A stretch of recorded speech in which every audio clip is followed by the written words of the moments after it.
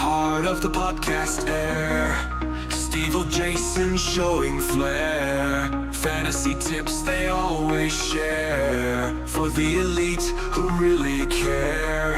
Shout out to the guests who come along. Strategies that make us strong. Plotting moves that can't go wrong. In this community we belong. Elite FPL, the lights they glow. Through the ranks we start to flow. With every tip the game we know. Elite FPL, let's go.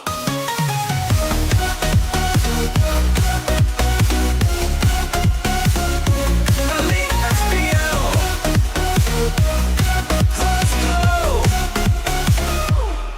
We analyze, we create. Every game week we debate. From the captain to the late. Moves that make us celebrate. Points and transfers we all crave. Following leads to the brave. In this league it's more than a game. Fantasy football's true aim.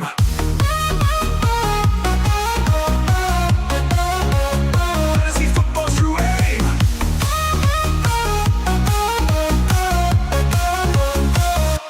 Elite FPL, the lights they glow. Through the ranks we start to flow. With every tip the game we know. Elite FPL, let's go.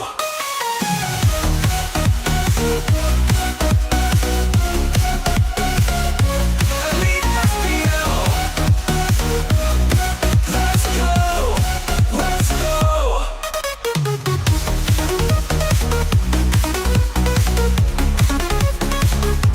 Elite FPL, let's go. Let's go. We analyze, we create. Every game week we debate. From the captain to the late. Moves that make us celebrate. Points and transfers we all crave. Following leads to the brave. In this league it's more than a game. And good evening, everybody. Welcome to the Game Week 2 reaction with Elite FPL. Us and every Tom, Dick and Harry and their dog are streaming at the moment, talking about how amazing the Game Week was and how many points they got. I'm sure you guys are all the same, really happy with everything and really enjoyed watching the matches today. Namely a Manchester United team that has no identity still, even despite signing two of the most prolific number 10s in the Premier League last year.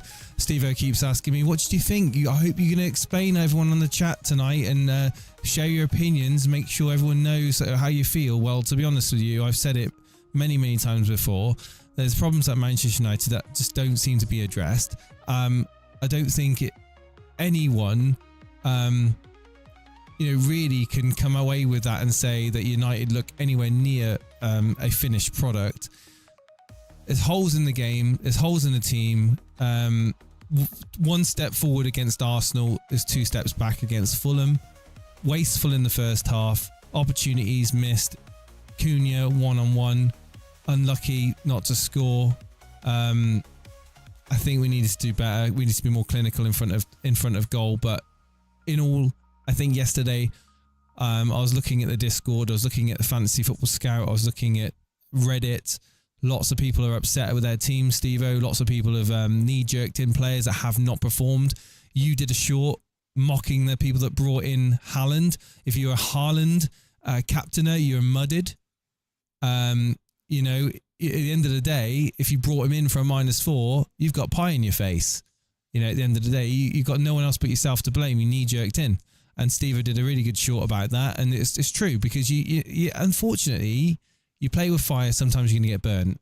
And if you're just going to jump on the bandwagon and not actually think things through, in a game that was never going to be high scoring or an easy game for City, maybe I was a bit stupid myself for captaining Haaland. I think it went down to being a little bit more of a differential pick.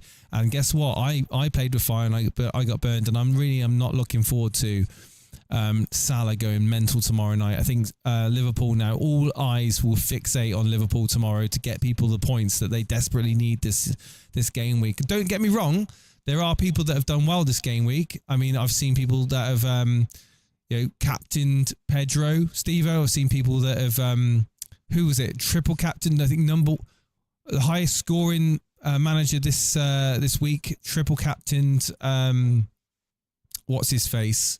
Help me out here. Timber. Who does that?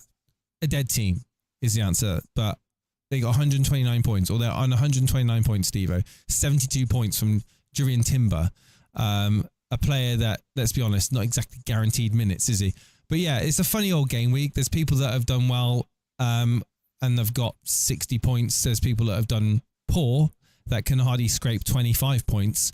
And there's people like me and you, Steve-O. There's people that are like mid-30s, scraping the barrel to try and get to 40 points, praying that Liverpool don't punish them if you haven't captained Salah, but at the same time, the Salahs of Wirtz. These are the people I really want to be punished, is the people that jumped off Wirtz because he had one bad game. And now I really hope, I'm praying on the FPL gods, Steve-O, for tomorrow night that Wirtz goes mad and punishes all the Salahs. I want to say hello to everyone in the chat. Steve-O's going to open his mouth and talk in a minute. Animations in the chat. Z-Truth is in the chat. Odin in the chat. Screaming for vengeance in the chat. But Matty there, big shout out to Matty because he had a great start to the season and he's been subject to a lot of banter in the Discord, and the Discord is a great place and I've been listening into it, but oh my god, it is vicious in there. It is vicious, really vicious. And you know what, Matty? I don't blame you for just going dark and going silent, mate. Concentrate on your team. Don't listen to any of the noise. Play your own game. And I really hope that your Liverpool players come through for you, mate. Just like anyone else, that you've got a few Liverpool players, I hope they come through for you, because at the end of the day, it's been pretty crap for people that have jumped on the likes of Haaland this week. It's just fallen flat on his face. Anyone that jumped on Manchester United, anyone that jumped on Man United before the Burnley game, Steve-O. Maybe they brought in Bruno Fernandes, who missed a penalty today. We'll talk about that in a bit. But hello to Clickers, hello to Animations, hello to Milan Milic. We've got FPL Have a Beer in the chat too. We've got Z-Truth, we've got Dazid, PK7, Leland, Edwards, Evening. I don't know why they act so immature in the Hangouts, Matty says. I know, mate. Well, that's just people, mate. They're trying to get under your skin. And to be honest, it's a game where everyone's against everyone else, Matty. So it's nothing personal, mate. But we're all trying to get one over on each other. And Steve-O's done it in the past. He's trying to play mind games with me. I've trying to play mind games with Steve-O.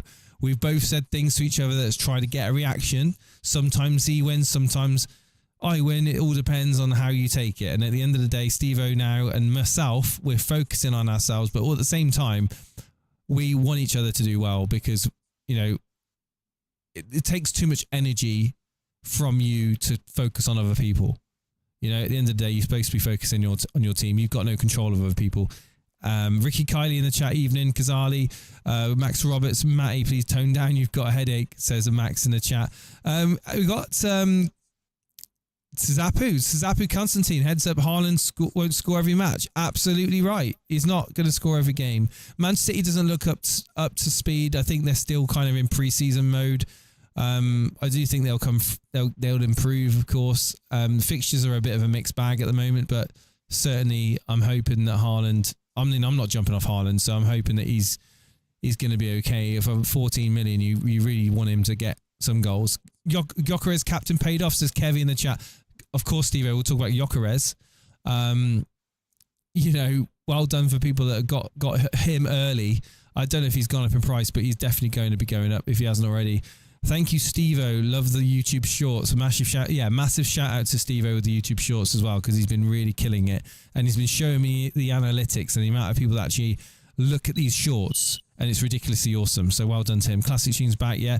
Hello, people. We've got JJ Broderick in the chat. Good evening. Dom Dewsbury. We've got Troy Cadigan. We've got Wolfie.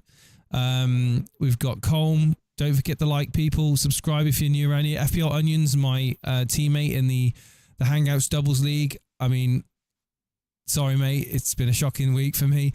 Palmer to Dewsbury Hall Game Week 3 was not on the cards, says FPL Onions. Not for me. I haven't seen it. I haven't seen anything from Dewsbury Hall that's made me think I need to get him in my team. I'm sorry. I don't get the appeal. I still don't. So Dorgu triple captain against Burnley next game week. I mean, to be honest, Danish, it's not the end of the world. I mean, that's not the worst triple captain. I'll be honest with you. Dorgu looked really good today. I do think an attacking return is due, but I think a clean sheet is very likely against Burnley. Yes, Steve-O, double Burnley. Yeah, Steve-O didn't want me to do double Burnley, but we'll get to that as well when we talk about the results. Balls deep. We've got Firetog here. United looked great for 10 minutes. Yeah. Stephen Hermanstein in the chat. Jojo. Ozil. We've got Harry JC Ford, wildcarded, and I'm currently on 66 points. Well done to you. Well, Steve-O, enough of me talking, mate. What can I say? A pretty mediocre week for a lot of people. Yeah, it's been a poor week for a lot. It was expected. I think that people jump on the bandwagons of players way too early. I think people go into FPL predictions mode way too early. I mean, this nonsense about, no disrespect or anything, Matty was one of the few people that attacked us for saying that Haaland's going to smash Tottenham. How did that go, mate? How did that fucking go, mate? It's a load of bollocks. We don't know. We can't read the future. Okay, we've just got to go on. No. Let me just. You asked me the question, so let me just finish. We can't predict the future, but we can have an idea of the future, and history suggests what the future could behold. Like today, Man U v Fulham. It's not a high-scoring game, and it ended being a very low-scoring game as expected. Admittedly, Man United do very well against Fulham, usually in low-scoring games, which end in 1-0. Ended 1-1 because of the fact of your terrible defending today. But did Fulham deserve to get a result? Yeah, I would argue they did. You had the likes of, like you said, Man City versus Tottenham. Tottenham always do well against Man City at the Etihad. Ironically, at the Etihad.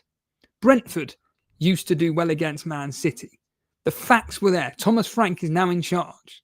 They go to the Etihad. I didn't watch the game. We'll talk to you in a minute about it because I know you bloody well did. And they came away with a 2-0 win. Is the result a shock? No. Is it the fact that they didn't concede a shock? Yes. If it ended 2-1, 3-2 to Tottenham, wouldn't be a surprise. But it's the fact they kept them at bay is a surprise. Any other results that come to mind which were a bit of shock this weekend? Not really. I think the biggest surprise is the injuries, Jace. The likes of Saka, Palmer, Ait-Nouri, Esteve. These are four. I don't think Esteve's three injured, of is he? them. Yes, he is, yes. So that's four players that are key to a lot of people's teams. Now, I'm not saying Esteve's a starter. He's a great 4 million enabler. You've got Ait-Nouri that's highly owned. Palmer, highly owned. Saka, not quite highly owned, but still. Going off injured after 50th minute was an absolute sickener for me and Ray, I can assure you. But whatever, it's happened. And certainly this game week was never going to be producing the amount of goals that we thought, apart from in maybe two games, the Chelsea game and the Arsenal game. That's where we all thought the goals would be. And then obviously tomorrow evening, like you said, with Liverpool away in Newcastle. It's just a simple fact. But people, because of game week one, it's, oh my God, Salah is a piece of shit. We've got to get in Haaland. What are you talking about? The same people are saying about Haaland being a waste of space before game week one. It's a little twaddle, Jason. I have no sympathy for people that are bringing in players on a knee-jerk and all this. It's the same crap that Trigger was talking about. As well, mate. It's not just that. I think price rises No.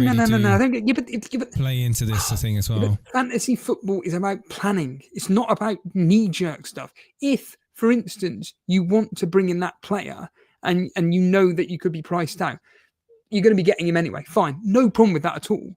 If it's just a player that just literally the week before you're slagging off, going, nah, you don't want him, he's rubbish. And then all of a sudden you want to bring him on a -4. Trigger was exactly the same. What a crap they come out with. Oh, God, João Pedro, he's a load of shit because he didn't do anything in a 0-0 draw against Crystal Palace. All of a sudden he scores a goal, gets a headed assist, and he's the next Lionel Messi. What kind of fucking shit do these people come out with? I mean, who are they up against next? Against Fulham next. I don't expect that one to be. They're up against Fulham next. Yeah, and if he blanks in that, people are very fickle. And I'm coming from a viewpoint that I made one transfer, and that was basically, it was Dorgu in, for who was it? It was Consa to Dorgu was my transfer. And I was very well aware of the noise that was going around with bringing in the price rise players ahead of this week. People talking about wildcard, and I even saw people talking about free hitting. And I'm like, hang on a minute, what's going on here? Why are people like so obsessed with these transfers? Like we're one game week into the season prior to seeing any of the action, and even Saturday morning when the Chelsea West Ham Chelsea game had finished, people are already saying about, I'm going to have to wildcard to get Palmer out and get Haaland in my team prior to the Man City Spurs game. And what happened to Man City Spurs? Haaland had a handful of touches in the whole game. Didn't really have any threat. I want you to talk actually about Friday evening, because you sent me obviously you don't need to go into detail. I don't need to name anybody. I don't want any of that. But I want you to kind of paraphrase what you sent me on Friday evening regarding the whole swapping of Palmer captaincy. Sorry, what? I said about swapping Palmer captaincy? The whole panic about people swapping to Palmer captaincy. You sent me quite... Yeah, so I was watching the... yes. So I was watching Let's Talk FPL Andy, and... I wasn't going to say name anybody, but there we are. Carry on, No, I'm not. I'm just stating a fact, all right? I'm not making anything up or any libel.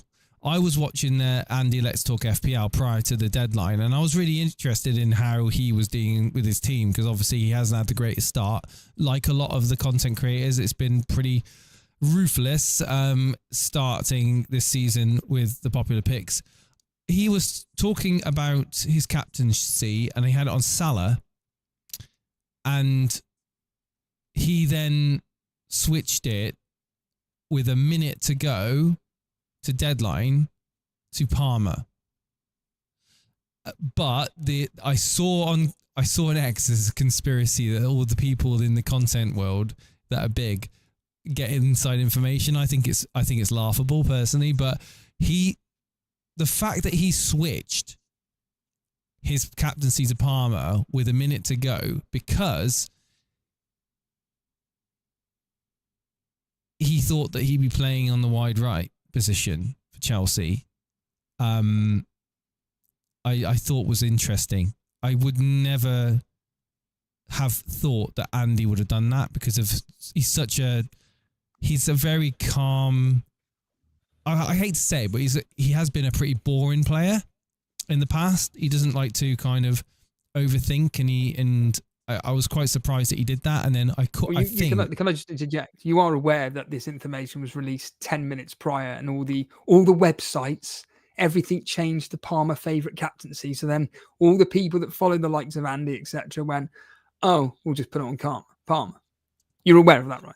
No, I didn't know that. It had nothing to do with their own decision making. Now, if for argument's sake these people were going, "Oh God," like Gary, another one coming out with absolute bullshit. "Oh God, I've got a dilemma between Salah and Palmer." Have you?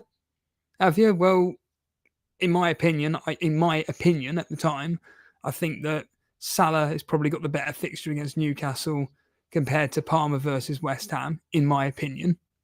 And the fact that a lot of the websites prior to this all had Haaland as the favourite captaincy and Salah, and all of a sudden, the second all this news broke, it was right, we're all captain and Palmer, and then people just went, "Oh, we're just going to put it on Palmer then. We're just going to be a sheep." Oh, so you didn't have that dilemma before, but then all of a sudden you've got that dilemma now. Oh, funny that. Oh, that's funny. Just a bunch of fake outs. It's just okay. It's so just nonsense. let's just go on what we know. We know that he hadn't mentioned captaining Palmer on stream until very late on, and almost within a few minutes of the game. The game needing to update. That I saw anyway. I mean, I could be wrong. Now I've been called out by the double pivot in the chat saying, of course he's in a group.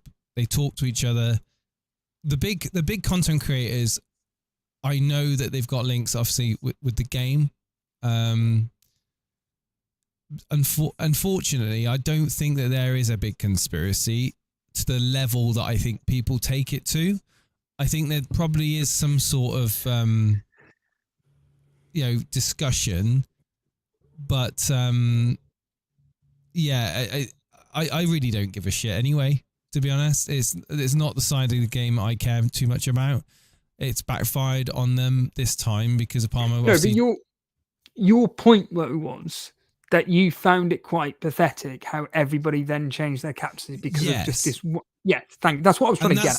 That's not. And they're not playing their own way. That's not on Andy because he's just providing a stream, and there are thousands of people following him, and it is a weight on your shoulder. Imagine if you've got thousands of people tuning in on a deadline, waiting to find out what the news is, early leaks and things like that, and then what you're doing with your team because they want to copy your captaincy, or even worse, they want to copy your team. And then that weight on your shoulders thinking, hang on a minute, it's not just me that wants to do well here. I've also got X thousands of people that are all like looking at my decisions and using them to try to win their mini leagues or your money back. I think the game has changed for the worst, in the sense that now it's a lot more commercial as opposed to just be a game that you casually play. And I think there's so much distractions of all this rate your team with AI. And I'd be honest with you, not calling out any names, but you guys will probably have seen the adverts on Facebook, on Reddit,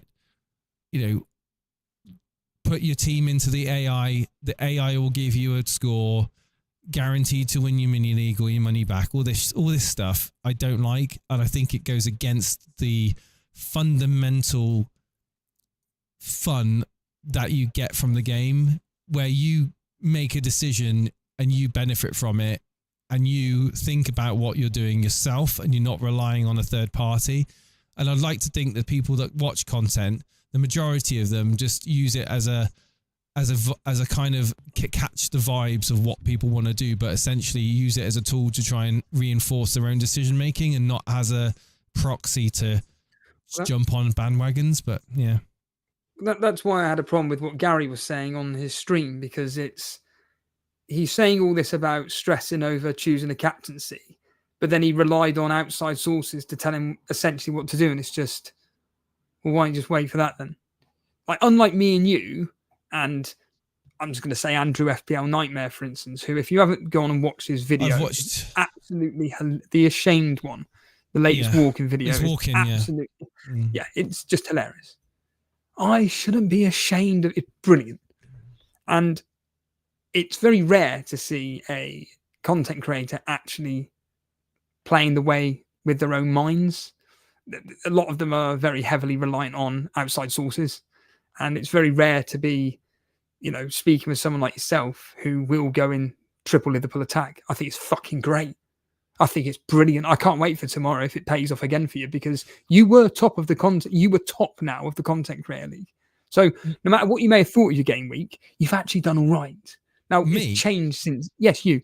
It's changed since then, because obviously there were 3 games today, but you still got three options left in Wirtz, Gakpo, and Salah. Okay, you haven't got any of them captained, but at least you've got the so-called popular captain now. So it's great. So yeah, my last throw of the dice is to hopefully get something from Wirtz and Gakpo and Salah. Obviously, if Salah goes mad, then of course people are. Well, that's a big threat for me and for you, Steve-O. I've had a really poor week. We'll go on to that in a moment. When I say I've had a really poor week, there are people that have had a worse week than me, and I feel really bad for them because some of their teams that I've seen haven't been that bad. I feel bad for them in the sense that their teams aren't bad. They haven't had a real poor FPL team. They've just had a very unlucky game week where the majority of their teams scored 1 or 2 points. Now, for me, I went into the season with Sesko, and I'll be honest with you, Steve-O, it was a roll of the dice. It was a punt. It was a 7.5 million punt that was out there. You went with the likes of Dewsbury Hall and Pirot. I went with the likes of Reindeers and Sesko. But obviously Rangers become very popular, so I really can't compare. Or Gakpo, for say. But the thing is, Sesko didn't start again today. I can't get rid of him prior to Burnley, but Burnley will be my final chance that I give him before I decide to make drastic changes to my team. Can I just read out the text that you messaged me? Yes, please do. Please do read out the text that I messaged you. I feel kind of dumb keeping the captaincy on Haaland. If I was brave, I would have put it on Sesko 100%. And then I would have had 2 less points. If I was brave, I would have put it on Sesko. That's next week. I told you it's next week. Although I'm not going anywhere. Although now, how many people in the chat is going to be bringing in two Man United against Burnley? Who's going to triple up against Burnley now? I'm telling you for free now. You're winning. I don't know by how many. It's either going to be anywhere between 1 and 3-0. Who gets the goals? I don't have a clue. Just put your hand in a hat, pill out some names, and then in fact, Dean, if you're bothering watching this, which I know you're not, do that on your stream. Just stick your hand in a flaming hat, pull out some random names, and buy them in a free hit. Because we have no idea who's going to be scoring for Man United. Mm-hmm. And you're definitely keeping a clean sheet. That's why I say, if you've got good bollocks, you captain Dorgu. Wow. It'll be Sesko. It'll be Sesko, and it'll be the final hurrah from Sesko in my team. And I do get your point with Dorgu. I do. But I think if Sesko can't do it against Burnley at home, if he plays, then this is the point. He may not even be playing. He's got to play. He's got to start. Well, yeah, they've got a game midweek as well, and against Grimsby on Wednesday. It'd be interesting to see if he plays many minutes there. But that'd be tough.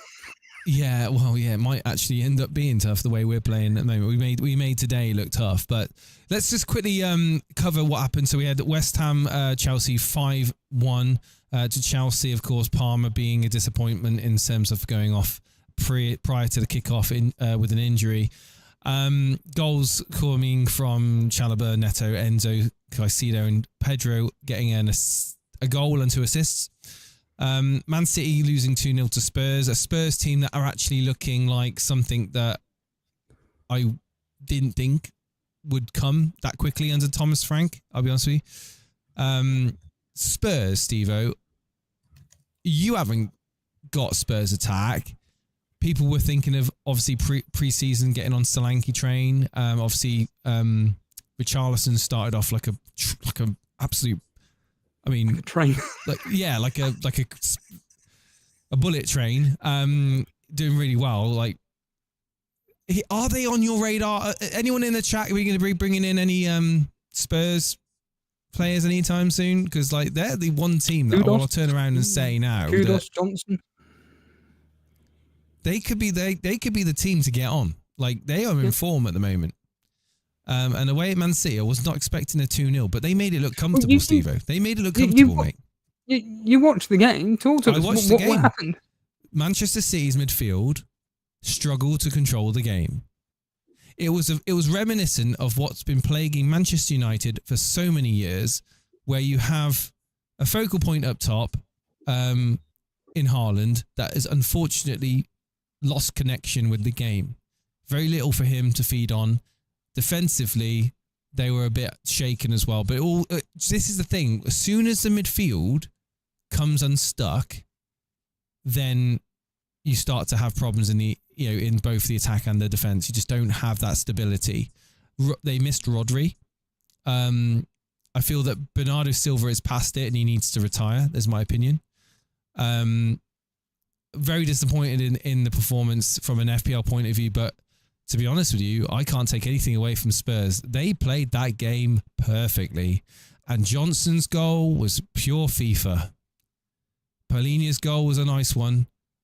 And I want to say right now, James Trafford, well done. You've got a pay, you've got a nice pay packet. and somehow you've got yourself starting for Man City and playing like a championship Hold on. goalkeeper. Before we let you continue, obviously being a massive James Trafford advocate here, he was shit. was for us at last season was an incredible shot stopper. Made himself always look big. Always came for the ball when required. Always dominated his area. What was it about his performance yesterday then for you that you were just horrified by you basically saying what you're saying? His decision making was awful. His positioning was awful. His ability to play it from the back was awful. He if you look at him, he feel like you can see that change from going from Burnley to Manchester City is a big jump, and I think psychologically he knows that a lot more pressure's on him now. There's a lot more at stake, and he just looked like a fish out of water. I think anyone that watched that game saw James Trafford, you think, you know what, this is like, you know, he does not feel comfortable playing at the speed of when Tottenham were on the press, and time again he was slow with his feet and he was slow to make the right decision. He was caught in two minds of where he needed to be positionally, and I felt that he was out of his depth. Now, will it be something that he just needs to shake off and take a few games? Edison was sitting on watching. The question has to be, how many chances will Pep give Trafford before Edison comes in? Well, I would like to think he probably gives him a few more games. Well, what happened with Trafford for us in the Premier League was, for whatever reason, Vincent Kompany went, right, you're our new number one goalkeeper. And every Burnley fan are like, sorry, what? But we've got Muric. Nah, he's not going to be the number one anymore. We've spent 19 million on Trafford. He's on number one. We know you spent 19 million on him, but he didn't play for us in the Championship. You've got a player who plays your system of what you just said about quick with your feet, able to press the ball, blah, blah, blah, blah, blah, blah, blah. Once James Trafford went into that system for Vincent Kompany, like you've just said, he couldn't cope. And the problem is that a lot of Burnley fans were thinking, this is psychologically damaging for James Trafford. It's no coincidence that when eventually bloody Vincent Kompany decided to pull him out of the team, it was too late. It was too late. So I'm hoping that Pep Guardiola has seen what you're saying, and pulls him out of the firing line. Yeah, I'm sure he's watching this right now. No, but in all seriousness, James Trafford probably is a very good shop stopper, but we didn't see any of that. We didn't see any of that yesterday. We just saw a young kid in goal who looked a little bit scared.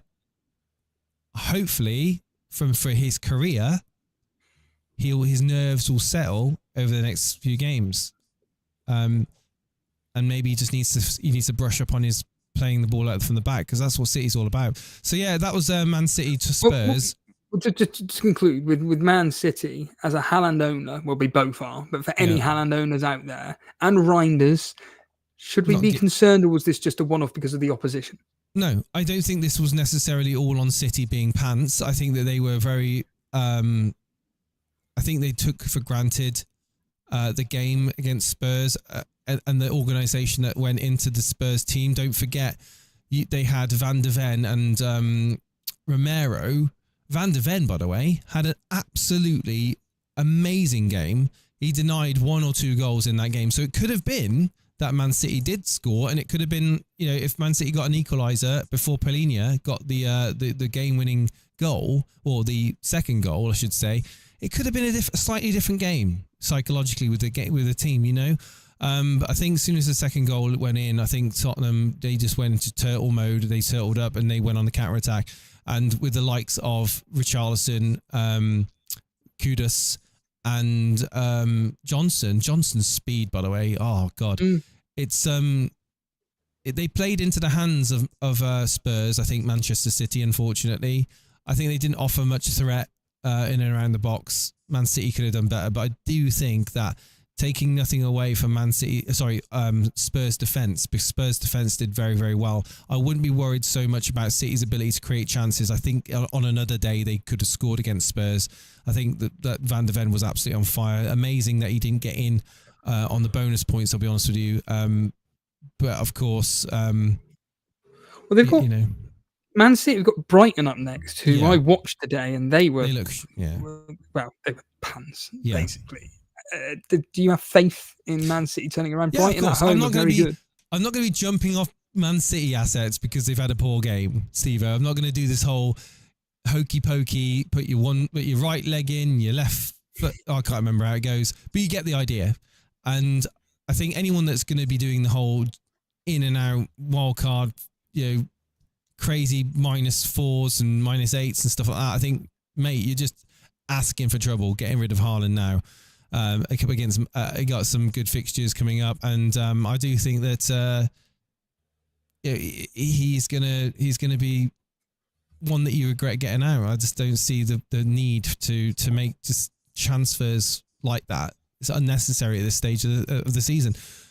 So yeah, that was Man City, Spurs, Bournemouth, Wolves. Again, Semenyo. Oh my God, Semenyo, Steve-O, for God's sake. People were bringing him in on the top of that price. What is he, 7.2 million now? People bringing him in. No, he's only 6.6. No, he's not. Oh, was he 7 million? Was he? Did he start 7 million? 7 million. 7.2, mate. 7.2 now. I think. Okay, 7.2 now. People bringing him in on again the FOMO of a game week 1 FOMO. This is an example of a game week 1 FOMO that actually did come through with an assist. But Wolves, they looked poor. Yeah. They could be getting relegated, mate. Yeah, well, we did predict at the start of the season. They're going to be one of the teams. Yes, Semenyo, I mean, it's one of those, people are looking to get in heavy hitters in their team, downgrading to Semenyo has been what has happened. Tens of thousands transferred him in. Brentford versus Aston Villa. Django getting the goal in that one, no assist. Wiping the clean sheet of the likes of Matty Cash. I mean, of I'll say but the community consideration for captaincy this weekend with Ollie Watkins getting nothing, Steve-O. People on their last tether now with Ollie Watkins, thinking he's got to go. What do you say to those people, Steve-O, who own Ollie Watkins? Does he need to go? No, their fixtures are actually that bad. They've got, well, I say that. Me and Ray were going to be jumping on him game week 5-ish, which is game week 4-ish, starting with Everton away, Sunderland away, Fulham at home, Burnley at home. That's when we were kind of jumping on him. But yeah, according to what's his face on TalkSport, the Troy Deeney, he said that it just looked like they were playing as if it was still a friendly, which is not a good sign. It's not a good sign when you hear about Aston Villa, a team that are going to be supposedly challenging for the Champions League, are playing games as if they're in a friendly still. That's not good, Jace. Yeah. Burnley, your team against Sunderland, you told me, Steve-O, not to double up on Burnley defence. Then playing Dubravka and Esteve was a mistake. I was pretty much decided on playing double Burnley, but you convinced me that the safer play was to play Sanchez over Dubravka. Lo and behold, they keep a clean sheet against Sunderland, and not only did they keep a clean sheet, Steve-O, but they scored 2 goals. Was it a comfortable win? By all accounts, yes. Sunderland were very, very poor. May I just say, though, that Sanchez conceding goal, let's get real here, that was a world beater. That is a goal that Paquetá's never going to score again. So it was close to you nearly having a clean sheet from Chelsea, but whatever. Sunderland, by all accounts, were very, very poor in that particular fixture. We just essentially contained them and did what we needed to do, scored the goals that we were scoring last season, which is essentially just hit on the counter, see if someone's in the box, put them through, bang, goal. It was a typical performance. Our fixtures are upcoming. I mean, we needed that. We had to get that win. We had to, because our upcoming fixtures are... I mean, listen to this, Jace. You've got Man United away next, Liverpool, Nottingham Forest, Man City, Aston Villa. Yeah. Tell me where we're going to get a point in that game. I mean, I joke to think pre-season that we may get a point against you in a 0-0 draw, which, to be honest with you, Jace, wouldn't surprise me the way you lot are playing. Nottingham Forest at home, we may get a draw in that, but to be honest with you, I really can't see it. And Liverpool are going to absolutely tear us a new one. They're going to rip us to pieces, same as Man City. So it's a bit of a concern. And those 3 points were absolutely desperately required. Absolutely desperately required. And the fact we kept a clean sheet as well was a bit of a surprise, considering how well Sunderland performed the week before. But again, does it tell us more about the fact how poor West Ham are playing Sunderland last week? Now we know what happened to West Ham, than it is about Sunderland being good.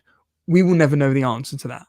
But certainly it's the same with Burnley, where we were playing Tottenham. We were never going to get anything from that game and we lost. And then the following week, whenever he expected us to get something out of the game, we did. The only reason why I was a bit conscious about the fact that it may be a tough fixture is because last season, Sunderland should have beaten us at home. They beat us at their place. It was always going to be a tight game anyway.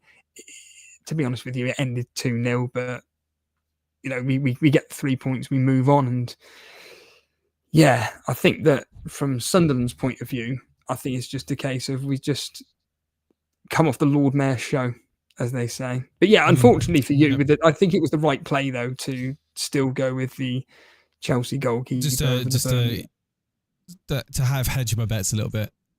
Yeah, same as me. Arsenal versus Leeds. Arsenal versus Leeds, a game where we were kind of, for myself, not owning any Arsenal attackers or defenders. I was really worried, Steve-O, worried about one player in particular that you had and that many others had. You captained in Saka. Now, a game which opened up massively as the game went on. Second half, Arsenal were cruising, absolutely cruising. It could have been 7, could have been 8. Leeds completely fell apart. It wasn't damage limitation. They could not hold back the wave of Arsenal. Now, you must feel pretty unlucky that Saka felt his hamstring go and came off, only scoring 1 goal in 1 involvement out of 5. You would have thought that if he'd have stayed on the pitch, he would have probably got something more than that. Gyökeres, of course, getting 2 goals. Timber coming through with 2 goals and an assist. What was going through your head when you saw Saka going off in that game, knowing how easy Arsenal had it at that stage in the game with Leeds just literally falling apart? Well, I said on Patreon that the way Arsenal started the match, very fast tempo, and I literally messaged Ray and went, this was about the 6th or 7th minute. I said, you keep this up, you just need to score that early goal. You get that early goal, this is ending 5 or 6-0. This is ending 5 or 6-0. It got to the 20th minute or whatever it was, and eventually we got the goal from Timber. And I'm thinking, Jesus Christ, it's going to be one of those games where it's going to end 1-0. Because Gary Neville made the point that why are Arsenal playing as if they're 3-0 up against Liverpool, passing the ball around? This makes no sense. They need to be going at Leeds. They need to be absolutely piling on the pressure. It's no coincidence that when Saka actually scored, they started doing that kind of tactic. So it comes to the second half and I'm thinking, right, here we go. Here we fucking go. This could be Gyökeres, Saka, and the useless Madueke. I genuinely don't know what the fuck Madueke brings to that team, but I appreciate the fact he's on the left. He did better when he switched onto the right-hand side, a more natural position for him. Yeah, precisely. On the left, a waste of space, but whatever. And I thought, here we fucking go. And the opening few minutes started, I'm thinking, oh my God, Arsenal are absolutely going tooth and nail to get that 3rd goal. And Saka's charging through, and I'm thinking, oh no, it's fallen down. Oh, it can't be that bad. And it didn't look bad at the time, did it? It didn't look too bad, but then, And then all you're hearing is Gary Neville saying the words, I'm reading his lips, it doesn't look good. And I'm just thinking, I'm not going to lie, from a selfish point of view, I'm just thinking, I can't even get to the 60th fucking minute and get an appearance point and a clean sheet point. You are fucking winding me up. Because, to be honest, I'll be honest with you, Steve-O. You have every right to be enraged because that's just pure lucky. But I felt relief because not just because of you, but so many people. I mean, what's his percentage ownership? It's quite barely high. owned by anybody. It's only like what 10%. Is that really? He's not that highly owned. Because they all jumped off him game week 1, didn't they? No, he was a big differential, and for you, as your captain, you could have absolutely nailed it this weekend. Well, considering Palmer didn't play, Haaland blanked, and I'm thinking, hold on a minute here. Saka at home to Leeds was always the best. Well, sorry, Gyökeres, in my opinion, was the better pick. I did say that on stream. If you had Gyökeres or Saka, captain Gyökeres. Anyway, whatever. We had Saka. We captained him. Brilliant. And the reason why it enrages me, because it just reminded me of last season, the season before that, and the season before that, which have been absolutely atrocious seasons for me, where it's just the fucking damn luck, Jason. It's this whole thing of, oh, I've got this particular player. Oh, he's gone and got injured. Oh, great. This player's going to get some really good defensive returns. Oh, he's been benched every single game that they get defensive returns. Where's that come from? And it's this whole injury curse that I seem to have over the last few seasons. It just drives me absolutely. You can't account for that, though. You can't account for that sort of thing happening. You can't. It just becomes too much of a coincidence after a while. It just drives me. It just drives me mental. Well, hopefully he's not going to be out for too long, and he'll be back after the international 3 to 6 weeks. Yeah. But here's the irony: we were selling him anyway. Me and Ray were getting rid of him anyway. It's not. It was more about what can he do against Leeds. And then me and Ray could reevaluate and go, Palmer injured, probably doesn't play against Fulham. Actually, maybe he could be the one to take out instead. But now we've had our hands forced to get rid of Saka. And it is frustrating, Jason. It's frustrating from the fact that they went on to score 5 goals. We don't know what Saka would have done. It's the same with Palmer. You have no idea what he would have done in that 5-goal round, because let's get real here. The player that replaced him only got an assist. Yeah. Now, I'm not suggesting for 1 minute that Palmer would have only got an assist, but no one will ever know. It's the same as you said to me in the messages about the fact that we don't know what Salah's going to do. He could blank. He could get a double-digit haul. We don't know. But from my perspective, I think the fact that I had the balls to go with the plan of, well, we need an Arsenal attacker, go with Saka. And then that's what happens is just, come on, man, give me at least get to the 60th minute and get me those extra 2 points. Come on. But unfortunately, it didn't happen. And we have to be happy with the 6 points. So all we know, that could end up being the most highest points that the popular captaincy picks get this particular game week, Jace. Yeah, I mean, I just have to shout out Max Roberts with a £2 super chat earlier on in the stream. Sorry, I missed it. Get well soon, Matt. He hides a lot. Yeah, very funny. I'm sure he will come back. Don't worry about that. And also FPL Onions with a $1.99 super chat saying all 3 new teams have won a home game. Thoughts? So I didn't quite catch that. All 3 new teams have won a home game. Is that true? Yeah, that is correct. Yeah. So thoughts on that? Well, Leeds beat a terrible Everton team 1-0. They're terrible. They've got 3 terrible front 3 players. But defensively, they're okay. I know they've just lost 5-0, but they were basically shown against Arsenal. Hold on, James, please let me finish. They were up against an Arsenal team that are challenging for forget the Champions League places. They're challenging to get into the Champions League final and win the damn thing. They're supposed to be challenging for the Premier League, which they've been doing for the past 3 seasons. So Leeds defenders realised, or Leeds in general, came across a proper team. Sunderland, I think it just came down to, by all accounts, that West Ham were just poor on the day. And if they'd have taken their chance in the first half, it could have been a different story. It wasn't. They end up winning 3-0. Burnley, just by pure coincidence, I mean, it's all coming up against poor teams. I think that's all it came down to, Jace, is the fact that the 3 promoted teams came across, for the first home fixture, 3 poor teams. Of course, Sunderland beating West Ham game at 1, and then your team, Burnley, bettering Sunderland this weekend. Move on. Let's move on to Crystal Palace and Nottingham Forest. Nottingham Forest just seem to be a little bit not themselves with this whole uncertainty around their manager. Are they a void, Steve-O, for you, FPL wise? I think from this news point of view regarding what you just said regarding this, I don't even know the circumstances surrounding the issues with him and the owner, but it couldn't have come at a worse time because their fixtures are looking absolutely stunning. I think they're a brilliant double up in defence. I think they're absolutely fantastic. But I mean, they drew today. It was evident. I think that's like the third or the fifth draw in the last 7 now between these two. It was always going to be a draw. But their upcoming fixtures, Nottingham Forest, are ridiculous. West Ham at home, Arsenal away, but then it's Burnley and Sunderland.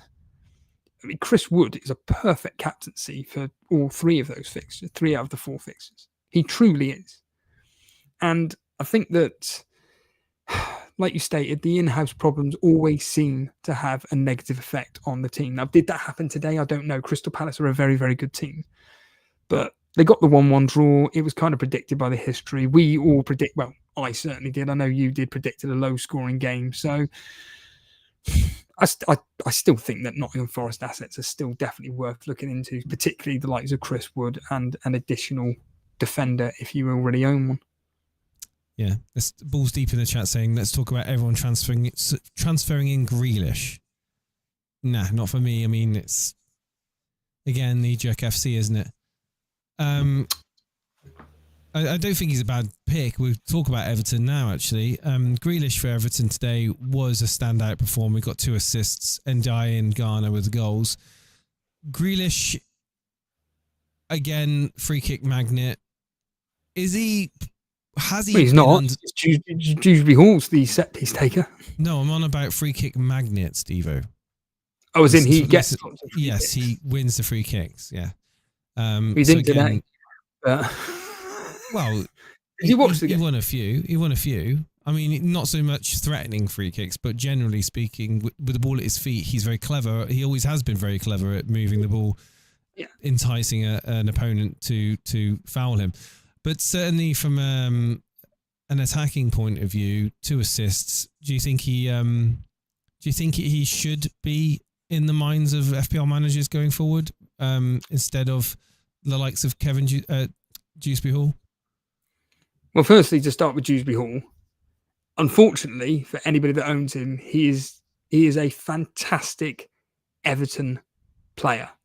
However, he is a terrible FPL pick, and I mean terrible.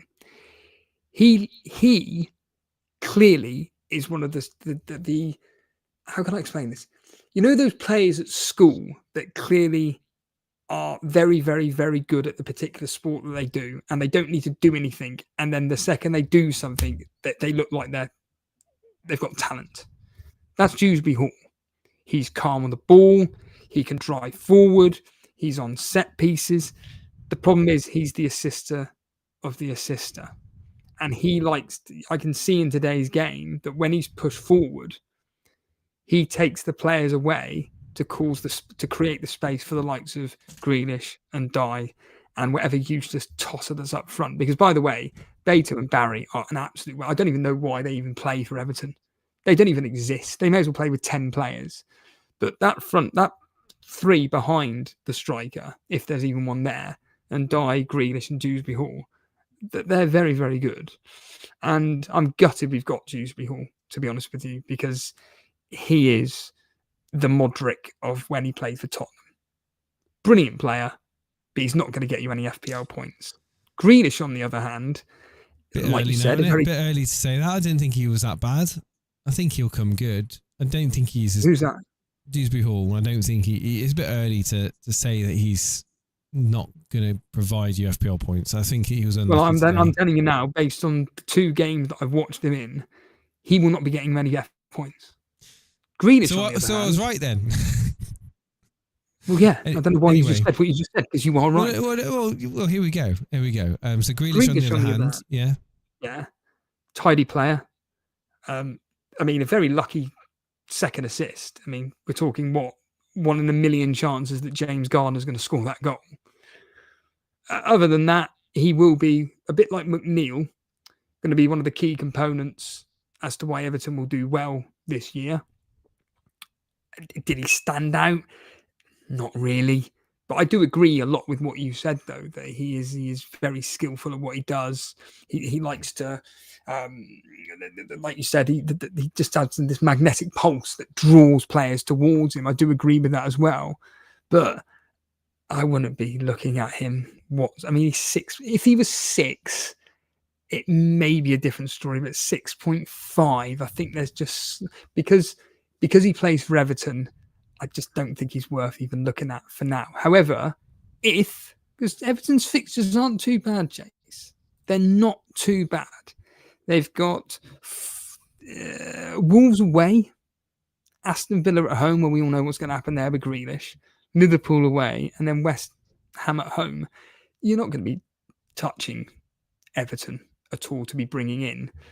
But if you own Grealish, if by some miracle you own him, you just leave him in your team. But Dewsbury Hall, anybody that owns him, like idiots like me and Ray, for a bench fodder at 5 million, he's perfectly fine. Like like your Josh King, he's fine. But for a starter, no, not good enough. I think we can sum up in a sound clip, because I've got this little soundboard which Steve hates. In a sound clip, this is Dewsbury Hall. Ready? There we go. That's Dewsbury Hall. Right, we move on. Fulham versus Man United, we talked about. Just Man United turned up for 10 minutes and then decided that they forgot to play football. Struggled to do much in the game. Then Yoro getting a deflected goal, which, by the way, shouldn't have been a goal for Yoro. It should have been an own goal. Kind of weird. But anyway, I didn't think the goal was I didn't think his header was going on target. But anyway, Smith Rowe with the goal for Fulham. I am disappointed in this result, especially after the Arsenal performance. I don't think it's for the people that own Man United players ahead of Burnley at home. You've just got to hold.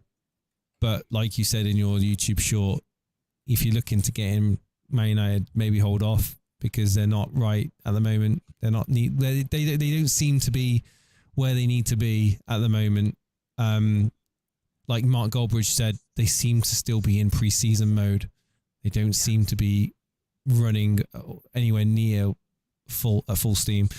So maybe hold off on bringing in the likes of Bruno or Sesko, because him not starting today. I was so angry, Steve-O, at half past. Yeah, tell the audience 3.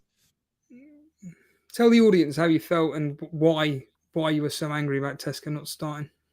Well, he's had a pre-season. Yeah, he's fit to play. And I think I messaged you, fucking Sesko benched again. What the hell? Amarin bigging him up too much in the press conferences. Just fucking annoyed. Why did United buy him if they're just going to bench him? That was my attitude at 3:30 today when I found out that he was benched. And then, of course, what happened? He came on in the 50th odd minute. Probably had the ball passed to him once or twice. You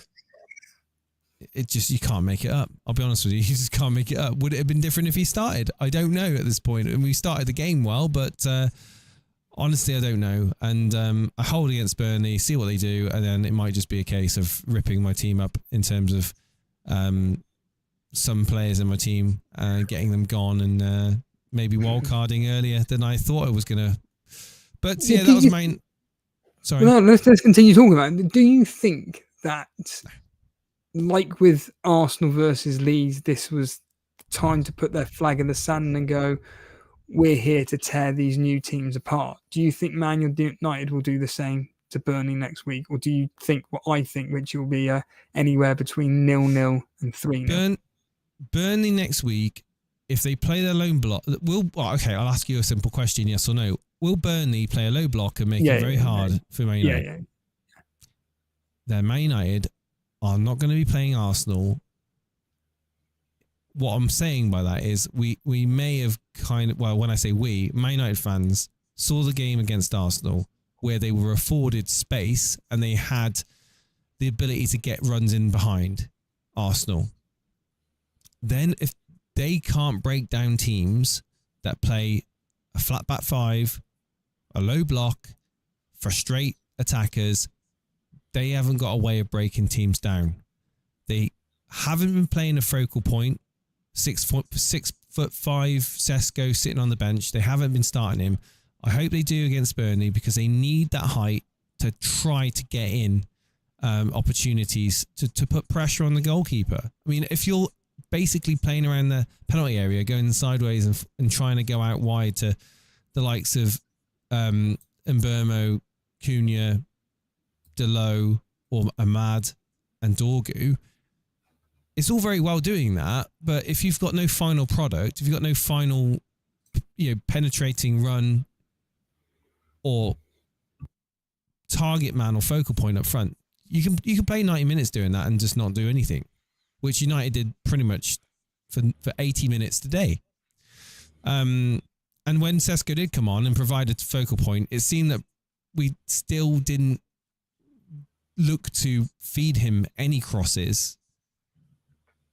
And I worry that United don't get Amorim's style of play, and we're missing a midfielder and we're missing a goalkeeper that feels. I mean, if you were a defender, Steve-O, and you had India in goal, every corner kick that you have, you're shitting yourself. There was I don't know if you remember this in the commentary where Amorim had his hands in his head, he's not even looking down. He's not even looking. Yeah, Gary Neville goes, he can't even look at the set pieces. He can't. Mate, I'm not being funny, but every set piece that Bindi or Altay Bindi was dealing with, it looked like he had never played a game in goal in his life. Like, not only did he feel or look like no confidence, but it was like he was scared of the ball. Like, he was flapping around at it. And I think that if against teams that have got strong centre backs, like the likes of Arsenal, I mean, I dare say it, but maybe Burnley will score on a set piece, Steve-O, against us. If I don't know.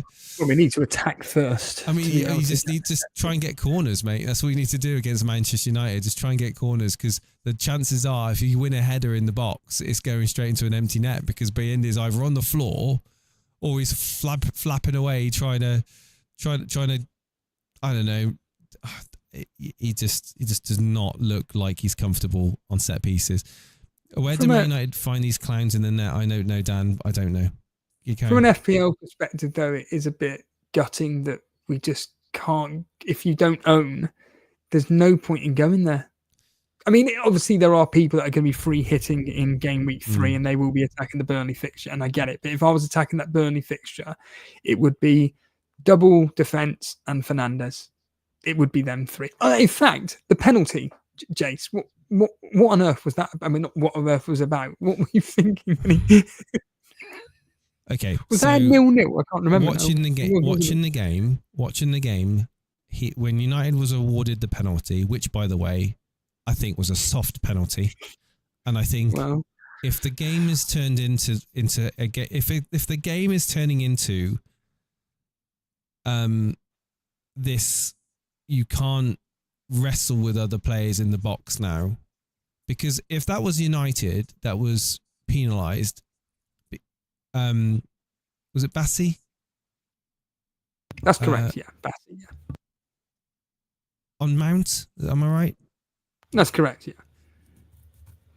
I feel that Mount probably made a meal of it.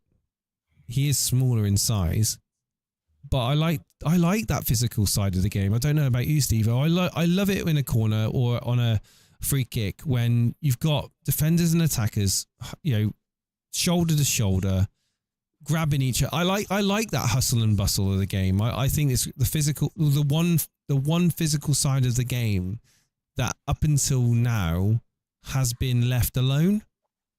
We've seen goalkeepers that have been overpowered, goals being given. I like that side of the game, because now this whole, you can't grapple, you can't shove players in the box. I mean, I think I'm trying to be as fair as possible. I see why they gave it as a penalty, but every other league in football, that happens in every game. Like every game you have that sort of stuff happening in the penalty area. Are we going to start giving penalties every time now a player has his shirt pulled, and every time? Apparently, the directive is that. I just think I don't like that direction. But then again, it's obviously the fans don't. I think the fans won't like it either, Steve. I don't think it's just me. I think the fans won't like that. And the defenders. But anyway, the penalty. About half an hour of looking at TV footage and whatnot, and then eventually they're telling the referee to go to the monitor. Gives the penalty. Fernandes steps up. You must be thinking, here we go, 1-0 done. Yeah, he changes. So he steps back, and then the referee's walking behind him, and he kind of nudges him, but accidentally, and I'm thinking, why is he getting irate at the referee? Because he starts then bitching and moaning about the referee walking behind him.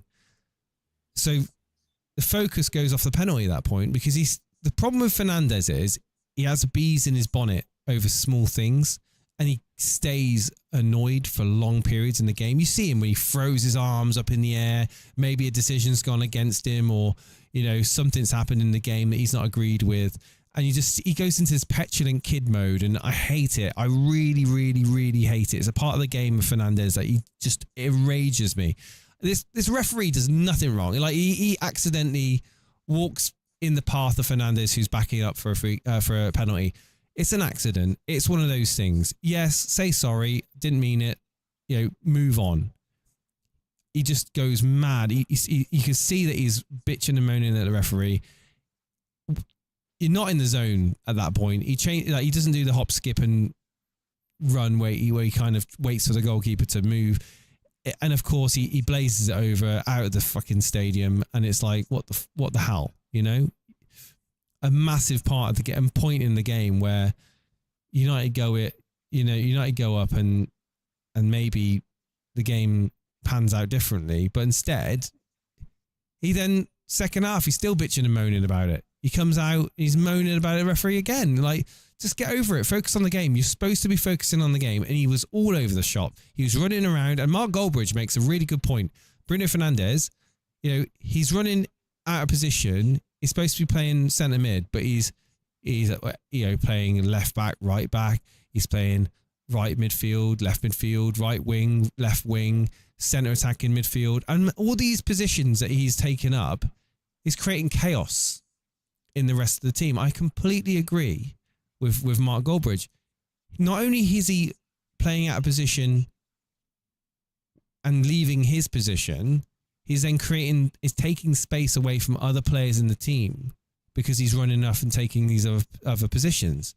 So what you then have is holes forming, and then players not knowing where to position themselves. I think today Bruno Fernandes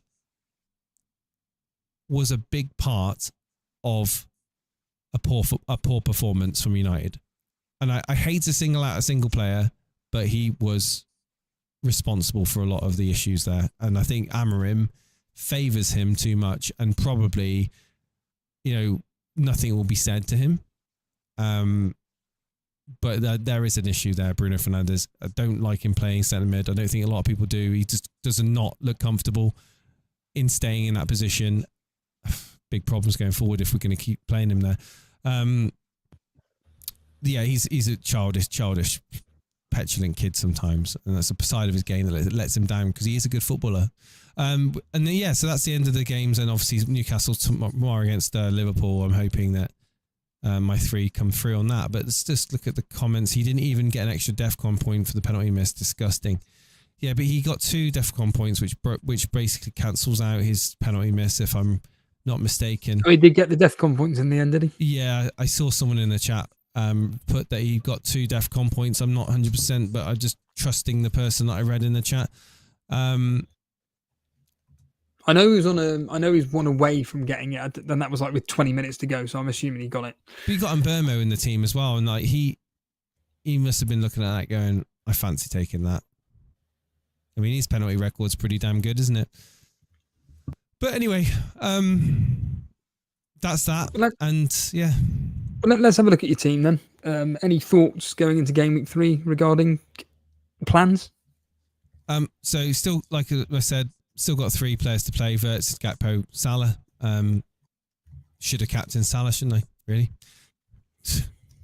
Have I got any thoughts going into game week 3? A hold on to my Manchester United players in Dorgu and Sesko. Hopefully Sesko starts. Problems.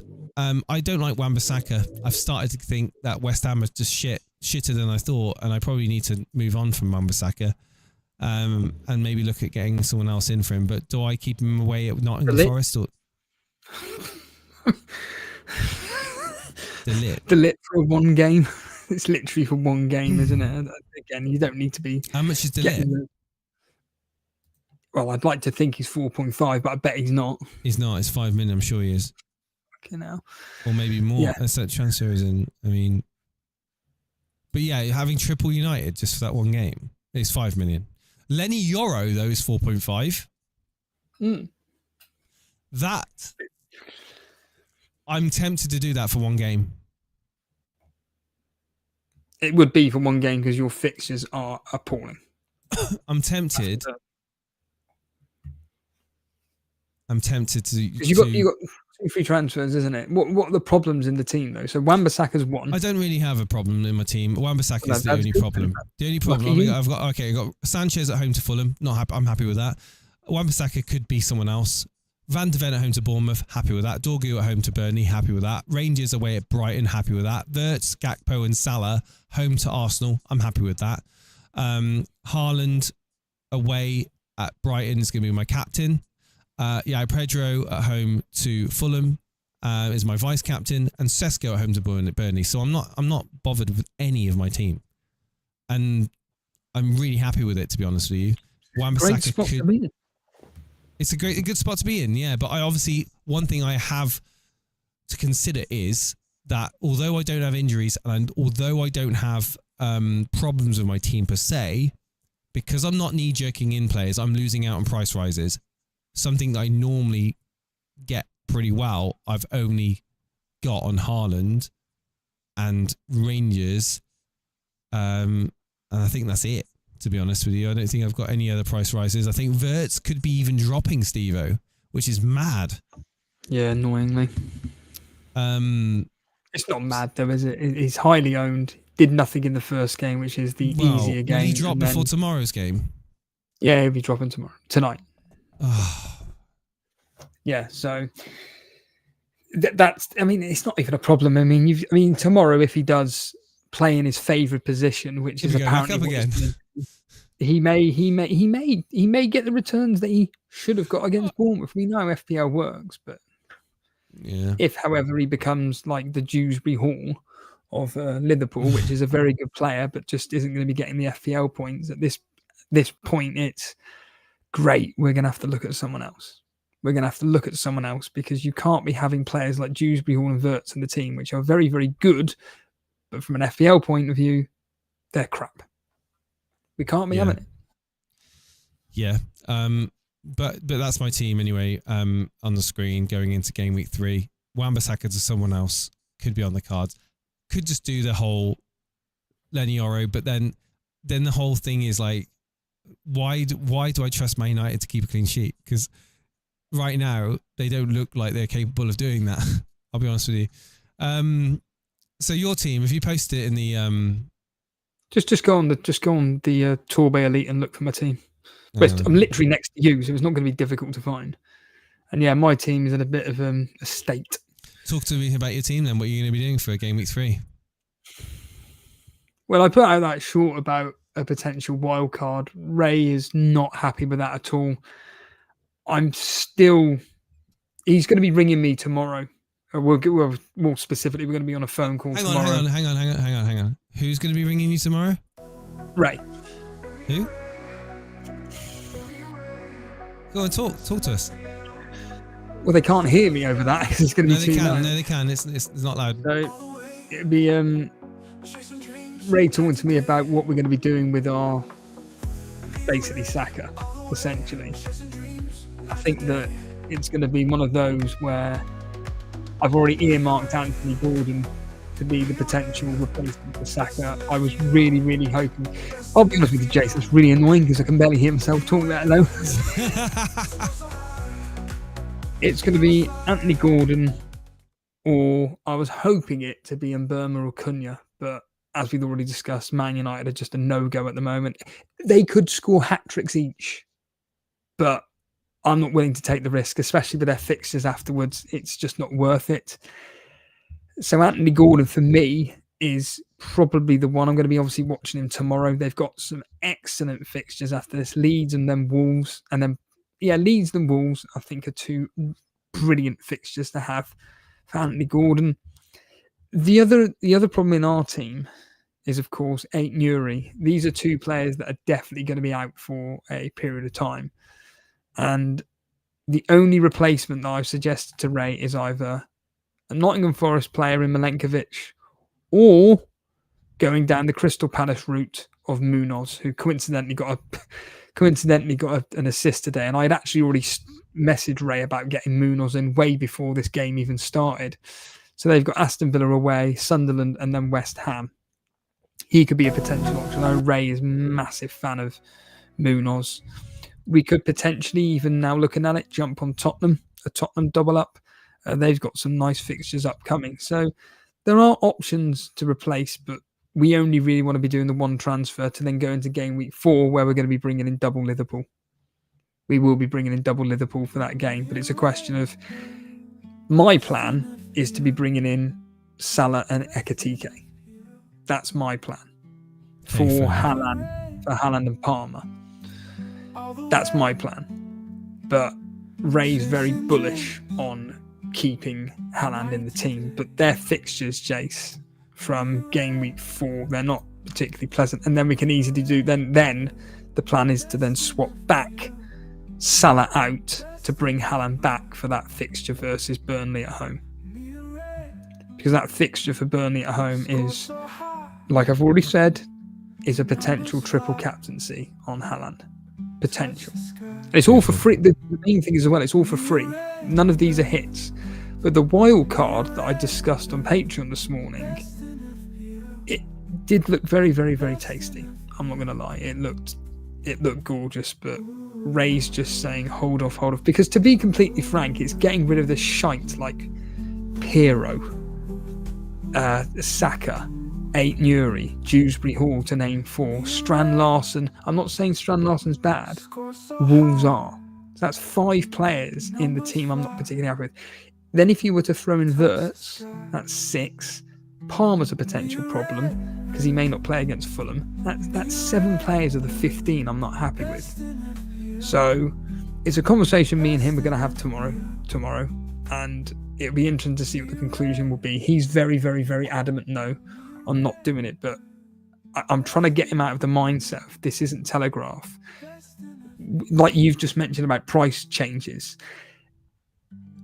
missing out on price rises for players that we'd be bringing in anyway in the near future is poor. Not poor planning, but it's poor transfer decision making, so to speak, because you want to be catching those price rises if you're going to be bringing in those players anyway. So yeah, it's a conversation that we'll be having tomorrow. Well, thank you for the insight into your team, Stevo, and it's just a freak game week where you've got some freak week. Yeah, it really has.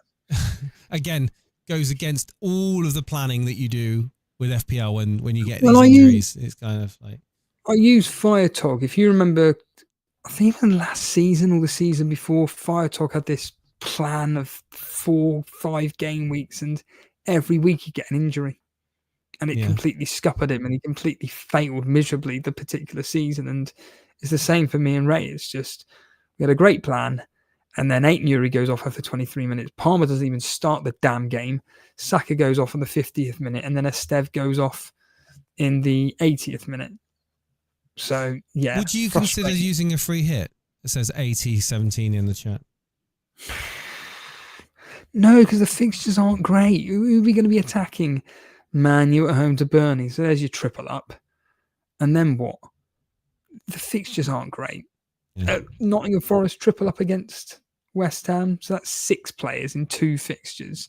And you've got 5 spots left to cover, because you ain't going to go anywhere near Liverpool versus Arsenal.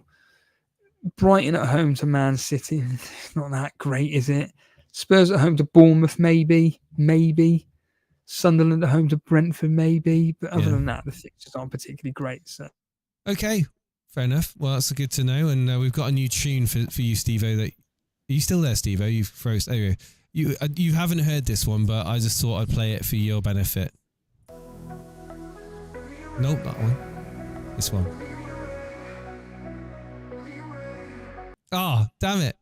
It's not the right one. Here you go. This is it.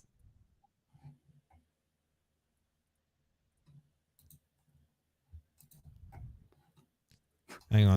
Damn it. I was going to play it for you, but it's gone now. Talk amongst yourselves. Oh dear. But yeah, I got a new You and Ray song that I wanted to show you. Here we go. See if this will work now.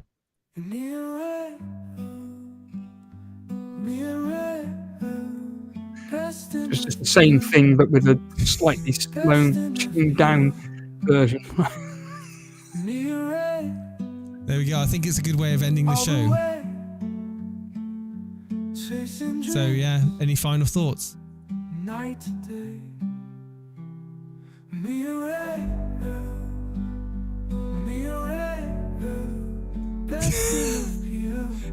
Any questions in the chat? Steve, are you good now? Are you finished? Yeah, I'm done. I've got nothing more to add to this. I think let's get out of it. Let's end the stream. Thanks for tuning in, everybody. Make sure, come on, Jace, you know what to say. Make sure to like and subscribe to the channel if you're new around here. Check out our Discord, Elite FPL, Elite-FPL, X at Elite FPL, and check out our Patreon, Elite FPL. On that note, Steve-O, give him a wave. Score so high. Numbers fly. And the sky. Touch the sky. Be ready.